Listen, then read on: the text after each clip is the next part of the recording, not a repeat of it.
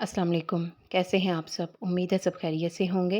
गर्मियों का आगाज़ हो चुका है और गर्मी हमारी रोज़मर्रा की हर चीज़ को मुतासर करती है।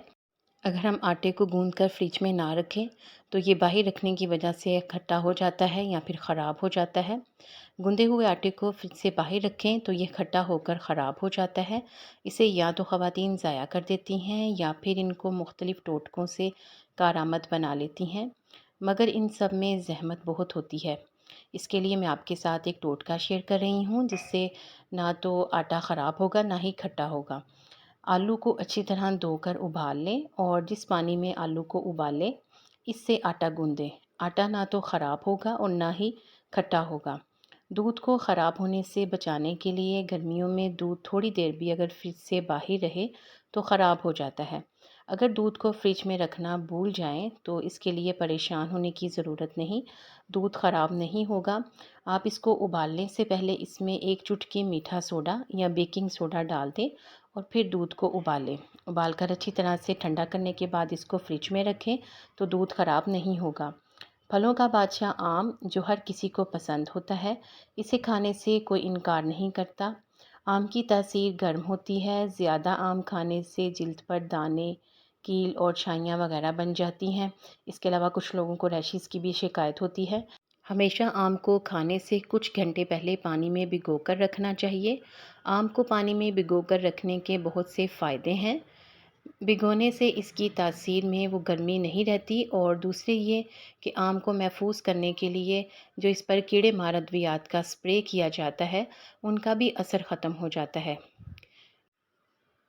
आम को खाने के बाद इसका हाज़मा बेहतर करने के लिए कच्ची लस्सी यानी थोड़े से दूध में ज़्यादा पानी और थोड़ा सा नमक डालकर पीने से भी इसकी तासीर गर्म नहीं होती। इसके अलावा गर्मी के मौसम में हमारे होंठ भी खुश्क हो जाते हैं। होंठों की खुश्की और स्याही को ख़त्म करने के लिए एक टोटका है। एक चुकंदर लेकर इसे काट लें और इसका एक टुकड़ा लेकर होंठों पर मलें। रोज़ाना इस तरह करने से होंठों की स्याही भी ख़त्म हो जाएगी और होंठ भी गुलाबी हो जाएंगे। इसके अलावा गर्मी के हमारे जिल्द पर भी असरात होते हैं। गर्मी में चेहरे की रंगत निखारने के लिए एक आलू ले लें, उसे कद्दूकश करके इसे साफ़ मलमल के कपड़े में बांध कर इसकी एक पोटली सी बना लें। इस पोटली को आहिस्तगी से चेहरे पर मलें। 15 मिनट बाद चेहरा धो लें और ये ठंडे पानी से चेहरे को धोएं। अगर आंखों के गिर्द हल्के हों तो इस पोटली को बारी बारी दोनों आंखों पर 10-10 मिनट रखें।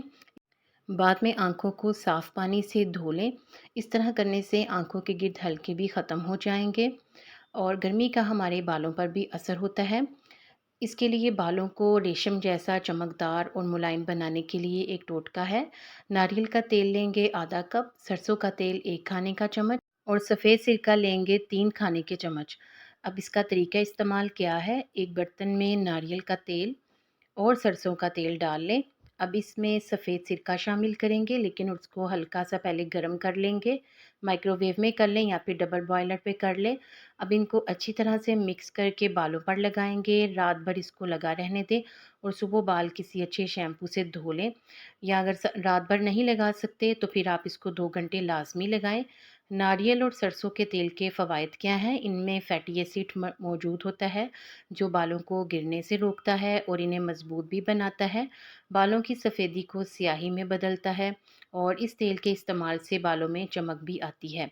इसके अलावा सफ़ेद सिरके से बाल लंबे होते हैं।